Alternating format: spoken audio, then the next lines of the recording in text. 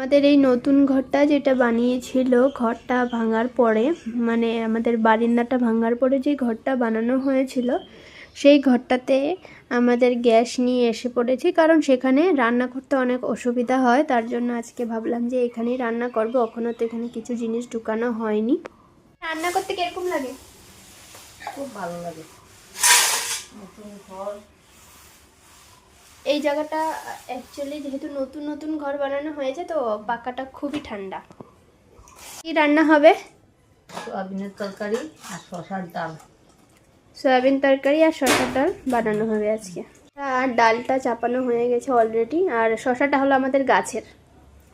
আর এই যে এখানে একটা শশা আছে, একদম কচি, আজই একদম ফ্রেশ ফ্রেশ পাড়া হয়েছে, তো এটা দিয়ে স্যালাড খাবো। এখানে ঠান্ডার কারণে চারিদিকে তো অনেক রোদ পড়েছে, আর যেহেতু এখানে এই কাঁঠাল গাছটা আছে, তো এখানে ঠান্ডা থাকে। আর ও সবসময় এই ঠান্ডার জায়গাটার মধ্যে এসে শুয়ে থাকবে। আর যখন খাওয়ার টাইম হবে, তখনকার সে খেতে যাবে আমাদের সঙ্গে, খাবে, আবার এখানে এসে শুয়ে যাবে। তো তোমাদেরকে দেখাবো আমাদের শশা গাছটা। অনেকই রোদ।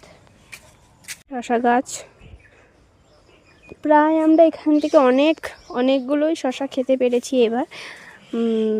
আজকে সকালেও পাড়া হয়ে গেছে, আমি আর ভিডিও করতে পারলাম না। এই যে এখানে একটা ধরে রয়েছে, আর এই জায়গাটাতে একটা কচি অনেকই, আর ওই যে এখানে একটা আছে।